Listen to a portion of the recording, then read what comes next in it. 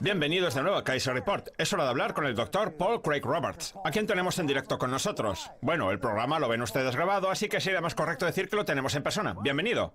Gracias. Muy bien, doctor, usted forma parte de una lista negra de escritores, blogueros y páginas web a los que se debería juzgar por traición. Una acusación que le ha llevado a interponer una demanda contra el Washington Post y Propornot. ¿Qué diantres está pasando? Nadie lo sabe, Max.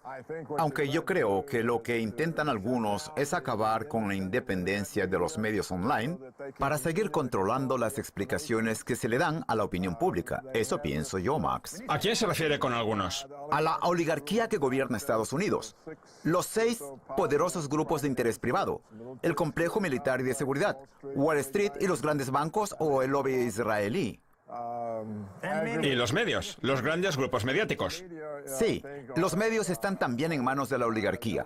No en vano, en los últimos años del gobierno de Clinton, el 90% pasaron a estar controlados por 6 grandes grupos, renunciando a su labor periodística y convirtiéndose más bien en un ministerio de propaganda. Pues ahora que está usted en la lista negra, la situación me recuerda mucho al macartismo. ¿Existe algún tipo de paralelismo entre el macartismo y la situación actual? Yo creo que es aún peor, Max. Porque creo que contra quien está dirigida la campaña no es contra nosotros, sino contra Trump, con el objetivo de impedirle llegar a la presidencia por su determinación, a juzgar por sus palabras, a llevarse bien con Rusia, huyendo del conflicto, además de por sus dudas sobre la OTAN. Y eso supone una gran amenaza para el complejo militar y de seguridad. Sí, y hay mucho dinero de por medio. Usted formó parte del gobierno de Reagan como asesor del secretario del Tesoro, por lo que sabe perfectamente cómo se gasta el dinero. Trump ha escrito algún que otro tuit sobre varios recortes que piensa hacer. Por ejemplo, en el Air Force One y en otro tipo de proyectos. ¿Hay mucho de dónde recortar? Pues mire, el presupuesto anual del complejo militar y de seguridad asciende aproximadamente a $1 billón. Hace cosa de medio siglo, Eisenhower ya advirtió del excesivo poder que estaba adquiriendo lo que él vino a llamar el complejo militar industrial, que encima ha dispuesto de estos últimos 50 años para institucionalizarse. Lo importante para ese complejo es tener un gran enemigo. Primero, durante la Guerra Fría fue la Unión Soviética. El problema es que cuando Reagan y Gorbachev pusieron fin a la Guerra Fría y se produjo el desmembramiento de la Unión Soviética, el complejo se quedó sin enemigo. Por eso tuvo que crear la amenaza islámica. Lo que pasa es que esa amenaza no parece suponer un enemigo lo suficientemente importante. Esa amenaza alcanzó el clímax con la muerte de Bin Laden. A partir de entonces no ha dejado de ir hacia abajo. Por eso han tenido que recrear la amenaza rusa. De ahí los 3 años de propaganda que llevamos. Y sí, digo propaganda, porque no tiene la más mínima base real. Han demonizado a Rusia y a Putin en un intento por recuperar esa peligrosa amenaza que protege tanto su dinero como su cuota de poder. Porque no solo se trata de una cuestión económica, Max. Es el tremendo poder que tienen. Esa gente ya está sobrada de dinero. Lo que verdaderamente le importa es el poder. Y creen que Trump puede suponer una amenaza para todo eso. Yo creo que estamos asistiendo a un golpe de Estado en contra del presidente entrante para impedir que llegue a la Casa Blanca. Está usted contando las cosas con pelos y señales, y me gustaría pararme en algunos detalles para poder ofrecerles un contexto a nuestros espectadores. Usted formaba parte del gobierno durante la Guerra Fría. ¿En qué se diferencia ese conflicto de la actual Guerra Fría 2.0? Pues se diferencia en que durante la Guerra Fría, todos los presidentes que yo recuerde trabajaban para rebajar la tensión con la Unión Soviética. Kennedy colaboró con Khrushchev a la hora de gestionar la crisis de los misiles soviéticos en Cuba y de retirar los misiles estadounidenses de Turquía. Nixon impulsó los acuerdos SALT I sobre la limitación de armas estratégicas y el Tratado sobre misiles antibalísticos. Carter firmó los acuerdos SALT II y Reagan nos trajo el fin de la Guerra Fría. Es decir, que todos intentaron de una u otra forma rebajar las tensiones. Sin embargo, lo que ha hecho el gobierno de Obama ha sido propiciar un aumento de las tensiones, que alcanzan niveles jamás vistos. Es normal que si Rusia oye las mentiras que se cuentan día tras día sobre su gobierno, se ponga en situación de alerta. La dislocación de misiles a las puertas de su territorio, las maniobras de la OTAN, las amenazas y las acusaciones no hacen otra cosa que desestabilizar. A ver si me ayuda a entender una cosa. La Guerra Fría surgió tras la Segunda Guerra Mundial, de la que la Unión Soviética surgió como un país poderoso con armas nucleares que infundía temor en Estados Unidos. Y eso dio pie a un periodo de competencia entre sistemas, entre el comunismo y el capitalismo. Por eso la Guerra Fría puede considerarse un vestigio de la Segunda Guerra Mundial. Ahora bien, como acaba de señalar usted, los gobernantes hicieron un esfuerzo por tratar de rebajar las tensiones y el tono con el objetivo de crear un mundo más pacífico. Sin embargo, como ahora se han quedado sin enemigos, los gobernantes estadounidenses han puesto el foco en Rusia, aumentando las tensiones sin justificación alguna. Porque nada de esto tiene justificación, ¿no? Pues no, es toda una invención. Por eso están tratando de cerrar los medios alternativos online. Porque somos los que contamos la verdad. Hay que ser conscientes de que los estadounidenses ya no confían en el New York Times, el Washington Post, la CNN, ni el resto de canales de televisión que han perdido todo tipo de credibilidad. Lo que ha hecho que los oligarcas hayan perdido el control de las explicaciones que se dan. Ahora, la gente para informarse opta por otros profesionales de Internet como yo y como otras muchas webs. Y el poder se ha dado cuenta de que si no puede controlar la mente de la ciudadanía, no puede sacar adelante sus planes. Por eso quiere cerrar esos medios alternativos, acusándonos de ser agentes rusos. Pero el objetivo principal del poder es Trump, a quien intentan impedir que llegue a la presidencia. Enseguida hablamos de eso, que es el tema estrella de nuestra conversación, pero antes me gustaría seguir con el asunto de los medios. Lo que viene a decir usted es que para mantener su cuota de poder, los medios dominantes no han dejado de mentir en los últimos años. Los antecedentes de la guerra de Irak no fueron más que una sarta de mentiras, como brillantemente manifestó mi amigo Josh Galloway ante un comité de expertos en Washington. Eso por no hablar de lo de la tarta amarilla, o incluso de cuando Colin Powell se presentó en la Asamblea de las Naciones Unidas con un bote de polvos de talco. Una mentira pura y dura. Y la mentira es la esencia de una noticia falsa. Sí. ¿Cómo es posible entonces que llamen noticias falsas a lo que contamos entre otros usted y nosotros cuando lo único que hacemos es contar la verdad? Es que los hechos no les importan lo más mínimo. Lo único que les preocupa es controlar las explicaciones. Y para eso tienen que mentir. Porque, claro, no van a contarle a la gente cuáles son sus verdaderos planes. Si lo hicieran, nadie los apoyaría. Por eso tienen que encubrirlos. ¿Y qué mejor forma de hacerlo que a través de la mentira? Si la gente supiera lo que de verdad pretenden, tendrían un verdadero problema, Max. De acuerdo. Aunque lo estamos grabando con anterioridad, este episodio se emite el martes 20 de diciembre, un día clave para el colegio electoral. ¿Cree usted, Paul, que podríamos asistir a un golpe la noche del lunes? Lo están intentando. Lo que yo creo que están haciendo, Max, es amenazar o sobornar a los electores para que no voten lo que votaron los ciudadanos de su estado. Y para convencer al electorado, tienen que tener una excusa. Por eso, se han inventado eso de que Rusia ha manipulado las elecciones a favor de Trump, acusando a este último de actuar al dictado de Moscú. Incluso el New York Times lo ha acusado de ser un títere del gobierno ruso y de ser un peligro para Estados Unidos. Esa es la excusa que utilizan para convencer a los electores de que acepten el soborno y voten contra la voluntad de la gente y el Estado a los que representan. No sé si les saldrá bien la jugada, pero desde luego se trata de un plan muy audaz. Audaz.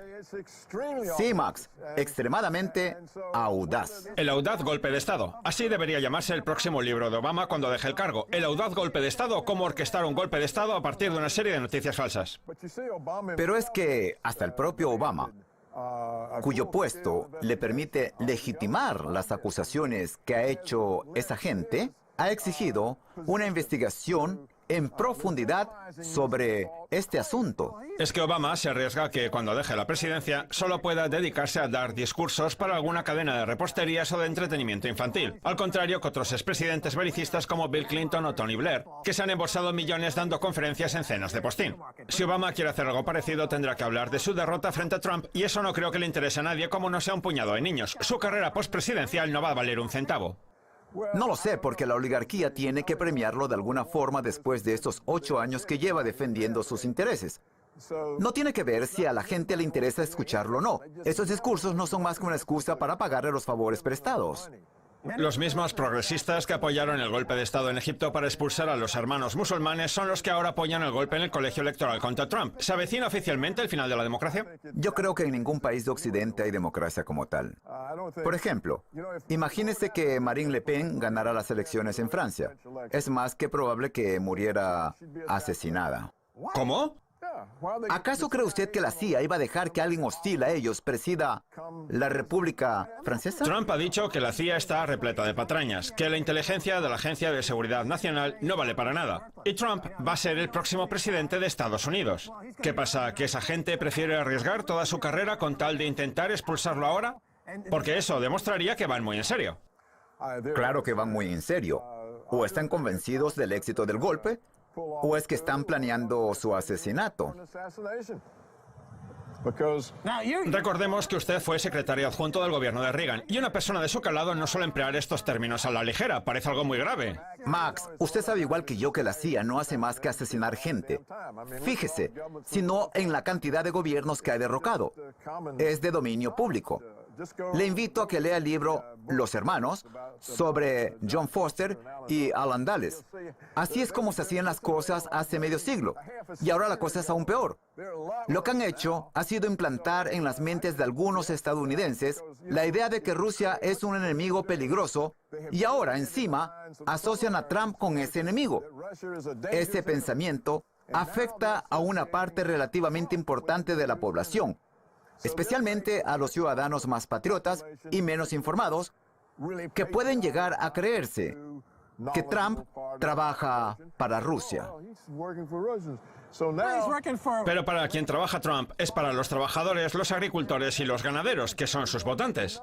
Pero eso no lo saben porque no es lo que les cuentan los medios.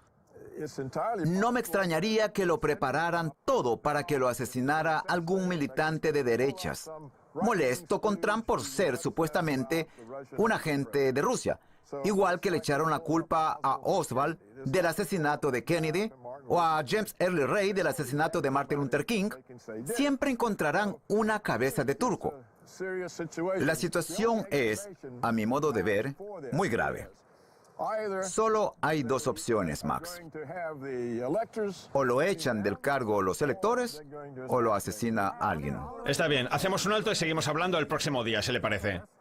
De acuerdo. Muy bien, esto es todo por hoy en Kaiser Report. Somos Max Kaiser y Stacey Herbert. Quiero dar las gracias a nuestro invitado, el Dr. Paul Craig Roberts. Si quieren, escriban un tuit a Kaiser Report. Hasta la próxima. Adiós.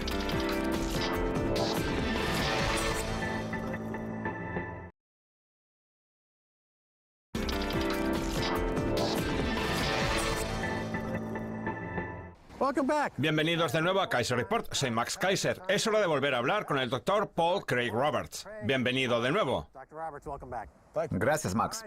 Antes de retomar la fascinante charla que tuvimos el otro día, quisiera recordar que forma parte usted de una lista negra de blogueros, escritores y páginas web a los que se está pidiendo que se juzgue por un delito de traición. Como respuesta, ha interpuesto usted una demanda contra el Washington Post y Propornot. Por cierto, si estamos haciendo esta entrevista, eso quiere decir que el golpe no ha funcionado, porque de haberlo hecho nos habrían detenido y ahora estaríamos en la cárcel. Menos mal que nos ha producido. Pero eso sí, me gustaría que siguiéramos hablando de ese intento de golpe de Estado. Barack Obama ha declarado que Rusia ha hackeado las elecciones. No es que Obama haya sido descubierto hablando solo mientras estaba sentado en la taza del váter, es que esos sinsentidos los manifestó públicamente. En lugar de hacerle una efigie en el Monte Rushmore, deberían hacérsela en el vertedero. Pues sí, porque, como sabrá usted, las máquinas de voto no están conectadas al Internet.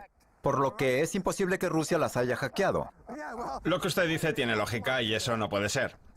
En fin, vamos a hablar de Donald Trump, que se ha puesto serio con algunos contratistas de defensa como Boeing o Lockheed Martin, anunciándoles que piensa reducir sus presupuestos. Y también ha golpeado con dureza a la CIA. Trump ha declarado que no se lee los informes de inteligencia o como mucho uno de vez en cuando. Usted estuvo en el gobierno. Dígame, ¿qué le parece todo esto?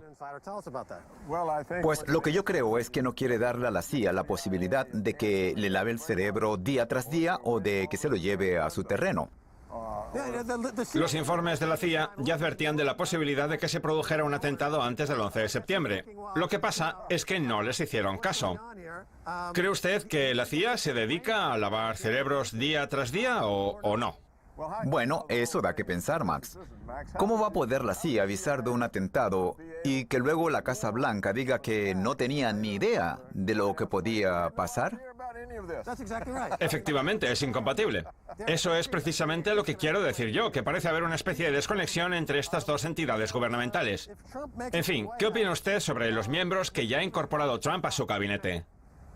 Las personas que ha nombrado tienen una personalidad fuerte, igual que Trump, un requisito fundamental, si el cambio prometido se quiere llevar a la práctica desde las más altas esferas.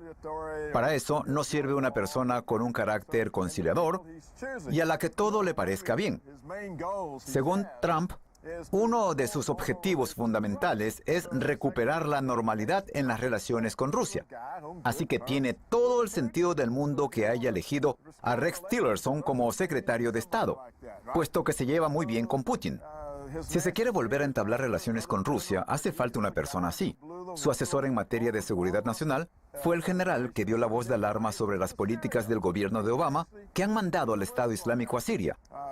Por su parte, el otro general que ha nombrado también convenció a Trump de que la tortura no sirve para nada, disuadiéndole de ella. Y si uno no está seguro de la CIA o de ciertos elementos del complejo militar y de seguridad, no es mala idea tener en el gabinete a unos cuantos generales con buenos contactos. Muy bien, vamos a hablar ahora de Rex Tillerson, director general de Exxon y ahora nuevo secretario de Estado. Voy a retrotraerme un poco en la historia de los gobiernos de Estados Unidos, así que seguramente usted sepa de lo que hablo más que yo, pero bueno. Durante el segundo embargo del petróleo se cambió la ley de forma que ya no se pudiera demandar a los gobiernos extranjeros por establecer un precio abusivo del crudo. Podríamos entrar en más detalles si hiciera falta, pero el caso es que, como consecuencia de ello, la empresa Exxon, que ya no podía acudir a los tribunales a quejarse de lo que ellos consideraban una injusticia, acabó desarrollando su propio aparato de seguridad interno, sus propios mecanismos. A lo que voy es a que Tillerson ya controla un poco el... no me sale ahora el nombre. Departamento de Estado. Eso, el Departamento de Estado. Ha creado una especie de mini departamento durante su mandato al frente de Exxon, ¿es así? Seguramente. Ahí tiene otra buena razón para nombrarlo secretario de Estado. Mire, cuando se elige a una persona de fuera del sistema, a los oligarcas les cuesta más controlarla. Especialmente a un hombre como Tillerson, que no parece que vaya a rendirle cuentas a nadie. Yo diría que, en líneas generales, Trump se está rodeando de una serie de personas que no solo puedan apoyarlo, sino que además tengan la capacidad de hacer frente a según qué gente. No se puede juzgar a su equipo sobre la base de asociaciones pasadas. Más bien, lo que hay que tener en cuenta es si Trump va en serio. Y si es así, tiene que rodearse de esas personas. Es como si hubiera reunido una patrulla. Una patrulla para perseguir a aquellos que manipulan el comercio y a los que él ha venido a llamar malos hombres. En fin, en relación con la elección de 2 o 3 miembros de Goldman Sachs, me gustaría plantearle una pregunta, aprovechando que conoce usted bien el mundo de las finanzas y la banca. Y teniendo en cuenta que nosotros llevamos años diciendo que los banqueros de Goldman Sachs son los peores delincuentes que uno se pueda echar a la cara. ¿No cabría la posibilidad de que Trump les dijera a esos banqueros de Goldman Sachs: enséñenme a rebajar los 20 billones de deuda que tenemos hasta los 10 billones y yo les doy una comisión del 1%? Porque esa comisión equivaldría a 100.000 millones. ¿Tengo razón o no? ¿Quién iba a rechazar una oferta así? Mire, el secretario del Tesoro dejó Goldman Sachs hace 14 años. Sí. Se ha dedicado al cine, ha creado su propia sociedad de inversión. Hay mucha gente que ha trabajado para Goldman Sachs y a la que no le gusta nada el banco. No tiene nada más que pensar en Nomi Prince o en Pam Martins. Por eso digo que a esa gente no hay que juzgarla por sus asociaciones del pasado. Hay que darle a Trump por lo menos 6 meses, si es que la CIA se los concede. Y entonces, ya veremos lo que pasa. Cuando el gobierno quiere acabar con los hackers, contrata a otros hackers. Sí. Pues bien, del mismo modo, si Sí. Trump quiere borrar del mapa a los banqueros delincuentes, tendrá que contratar a otros banqueros. Sí, tiene que escoger a alguien que sepa del De tema. acuerdo. En fin, voy a leerle unas declaraciones recientes de Trump. Somos el país que más fármacos compra del mundo y aún así no somos capaces de negociar el precio. ¿Qué hay de malo en que el gobierno de Estados Unidos negocie el precio de los fármacos en representación de los ciudadanos, igual que negocia los tratados de comercio en nombre de las grandes empresas? Nada. Y a la gente le encantaría que lo hiciera. Ese es el discurso que lo ha llevado a la victoria. El decir, yo estoy aquí para defender los intereses de los ciudadanos. Vamos a por esa gente. Yo nunca había oído en mi vida una frase así. No. Por eso no es de extrañar que los ciudadanos de los estados centrales lo hayan elegido. Muchos dicen que no va en serio, pero si no fuera en serio, entonces, ¿por qué tantos esfuerzos para impedirle llegar a la presidencia? Primero trataron de acabar con su campaña en las primarias republicanas. Luego fueron a por él en las elecciones. Ahora están yendo a por él antes de su investidura. Tiene que haber una razón para tanta inquina. Y esa no es otra que el hecho de que lo ven como una amenaza. El ciudadano de a pie se ha dado cuenta de que para sus enemigos, Trump constituye una amenaza. Por eso lo respaldan. Los enemigos de mis enemigos son mis amigos. Sí. ¿Qué le parece la intención de Trump de cobrarles un impuesto de sociedades del 35% a aquellas empresas que externalicen la mano de obra al extranjero? Porque desde que empezamos a hablar hace años, doctor, ese ha sido siempre su campo de batalla. La externalización de los puestos de trabajo, que es la que ha destruido a Estados Unidos. ¿Qué le parece esta medida? Con eso vemos que Trump es plenamente consciente de la situación y que está dispuesto a buscar una solución. Desde mi punto de vista, lo mejor es grabar a las empresas en función de la ubicación geográfica en la que añadan valor a sus productos. Si esa tarea la realizan en Estados Unidos, entonces debería aplicárseles un impuesto de sociedades reducido. Pero si lo hacen en China, en Indonesia o en cualquier otro lugar, entonces ese impuesto ha de ser elevado. Y ese privilegio fiscal puede compensar el beneficio que le supone externalizar la mano de obra. Trump va por buen camino, independientemente de si el 35% es adecuado o no. Lo que propone usted es eliminar el arbitraje del costo de la mano de obra.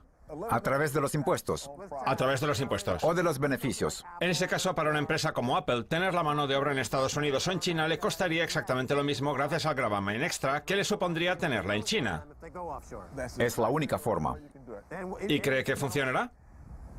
¿Quién sabe? Al menos hay que intentarlo. Sí. Algo hay que hacer, porque los ingresos medios de las familias no mejoran y los ahorros disminuyen, igual que la calidad de vida. Estados Unidos va camino de convertirse en un país del tercer mundo. Por eso resulta fundamental hacer algo. ¿Qué le parece su plan de infraestructuras? Las infraestructuras estadounidenses se encuentran en un estado lamentable y no se someten a tareas de mantenimiento desde hace años. Mire, Max, Estados Unidos lleva 15 años embarcándose en guerras absurdas en las que se han malgastado billones de dólares. ¿Y con qué fin? Nadie lo sabe. No.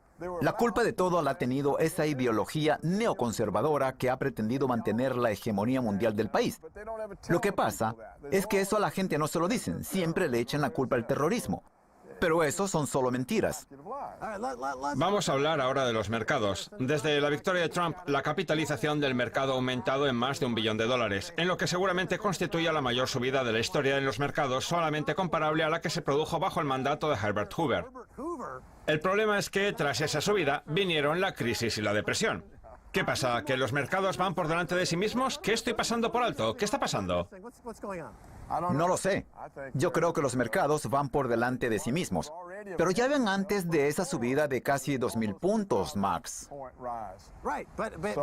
Porque tenemos unos múltiplos de la relación precio-beneficio Sí. enormes. Sobre todo si los contextualizamos desde el punto de vista histórico. Pero si esos beneficios se duplican gracias a las bajadas de impuestos, entonces la relación precio-beneficio volverá a niveles normales. En fin, me gustaría preguntarle por dos mercados que discurren en direcciones diametralmente opuestas. El mercado bursátil, que no deja de subir, y el mercado de deuda, que está experimentando la tendencia inversa. ¿Pueden continuar ambos en sus respectivas direcciones? ¿Es posible que se siga produciendo una bajada del mercado de deuda con la consiguiente subida de los intereses que eso genera y a la vez una subida del mercado bursátil? Bueno, históricamente nunca ha sido así. Yo tengo la impresión, Max, de que en lo que llevamos del siglo XXI, la Reserva Federal no ha dejado de manipular los mercados, fijando el precio de los bonos, prestando a los grandes bancos prácticamente al 0%, comprando dividendos y acciones, realizando arbitrajes. Los mercados están tan manipulados que cuesta ver alguna fuerza del mercado tomando decisiones. Yo no creo que esas decisiones las tome el mercado. La Reserva Federal tiene la mayor mesa de operaciones del mundo. ¿Y eso por qué? Porque puede operar con cualquier cosa, aunque en teoría su labor se limite a comprar y a vender bonos. ¿Formaba usted parte del gobierno durante la crisis del 87? Sí. O sea, que estaba usted cuando se diseñó el grupo de trabajo para la Así protección es. de los mercados financieros, formado por Reagan, Greenspan y Robert Rubin. Un grupo que se ha metastatizado hasta el punto de hacerse más grande que el propio mercado. ¿Es así? Y si es así, ¿fue ese el fin del libre mercado? Seguramente. ¿Qué papel desempeñó usted en todo eso, doctor? Parece que dejó su huella en todas esas fechorías. Yo ya no estaba en el Tesoro por aquel entonces. Ya había cumplido mi labor y en ese momento servía a Reagan en otra faceta distinta. Ahora bien, yo creo que Reagan no era consciente de lo que estaba pasando. Los expertos dijeron que había que hacer esto y lo otro, pero nadie le dijo qué no se debiera hacer. Yo creo que si la Reserva Federal ha creado esa gran mesa de operaciones, debería utilizarla. El 80% de las operaciones se realizan mediante algoritmos sin que haya una persona detrás que le dé al botón. Así es. ¿Es correcta la cifra? ¿Es Sí. esa la realidad? Sí. Y además, como leen noticias falsas, nos imponen precios falsos. En Wall Street se dice que el precio precede a la noticia. ¿No es así? Primero cambia el precio y luego la noticia sale a la luz, ¿a que sí? Efectivamente. Pues bien, ¿no cree usted que los precios falsos también preceden a las noticias falsas? Lo creo. La mayoría de los ejemplos que utilizo para explicar por qué ha pasado algo no tienen ningún De sentido. acuerdo. Doctor Paul Craig Roberts, muchas gracias por haber estado en Kaiser Report. Un enorme placer, Max. Esto es todo por hoy en Kaiser Report. Somos Max Kaiser y Stacey Herbert. Quiero dar las gracias a nuestro invitado especial, el doctor Paul Craig Roberts. Si quieren contactar con nosotros, escríbanos un tweet a Kaiser Report. Hasta la próxima. Adiós.